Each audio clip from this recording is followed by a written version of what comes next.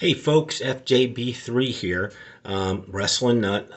Sometimes I talk about other stuff, and I wanted to make a video and get people's reaction as to whether the sitcom The Office is overrated. That might be controversial. I don't know. I just rewatched all 9 seasons of The Office. Big sitcom guy growing up, with All in the Family, Good Times, Cheers, Seinfeld, Friends, and How I Met Your Mother, Modern Family, Goldberg's, Blackish. These are all great sitcoms. So The Office is a different beast to me unto itself because even though it is the classic situational comedy, it's called The Office. It takes place at a paper company. It's still more of a serialized series to me. A lot of funny things happen every episode, but it's one of those things like unlike Seinfeld where you could put on and watch any episode and maybe get a giggle out of it, and it's just an self-encased episode. The Office, there might be some things you're not following because you haven't seen prior episodes, which is good, great. I love that, and I love the writing. It's just that it seemed after rewatching it, they kept hanging on and trying to reinvent how to continue to go forward with the story. For instance, what the big thing I get away is the Jim and Pam story was great, and let's make this clear: The Office is basically a Michael Scott comedy. I mean, Steve Carell carries that show. He is so unbelievable in the role he plays. Um, but what got it popular was the other stories, and Michael Scott being the lead comedic force and the driver. But there was peripheral stories. Pam and Jim was the number one, and it was great how they did it. And then when they finally got there, it just lost all its steam. I mean, Jim's character became completely different. Pam's character became completely different. The other peripheral characters, really, they're not strong.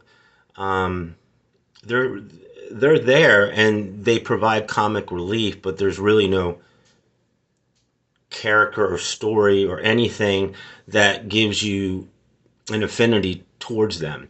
The only exception is Dwight Schrute, who even if you watch the show, you never know what you're going to get from Dwight. Sometimes he's Jim Halpern's worst enemy. Sometimes they're best friends. Sometimes he's Michael's ass kisser. Sometimes he's Michael's enemy. It's all over the place. And then when they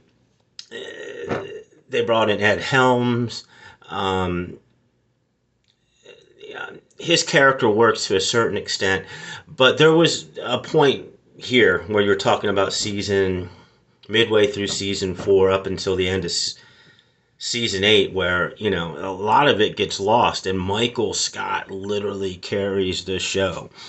Every show it's the Michael Scott show at this point because the peripheral characters are just in the background and they come up and say their little quips and stuff, but it's all driven by the story of Michael Scott.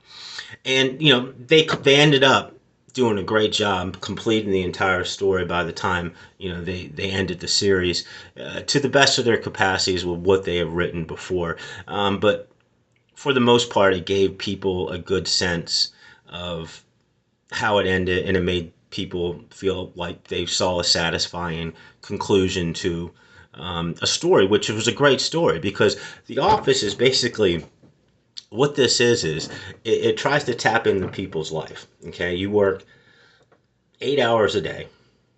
You have your lunch, maybe 9 hours, not including your commute. But you spend time with these people every single day, and they become part of your life. But that is just a part of your life. Even if you work there 10, 15 years, that's still a part of your life. It's a part of your life that's important, but it's not your life entirely. And that's what Michael Scott found out. He used to think, Michael Scott, that the company was his life. He worked for the company and that was his life. But what he found out was that the company actually gave him the life, the springboard into what he needed, to be fulfilled for the rest of his life, which is marriage and kids.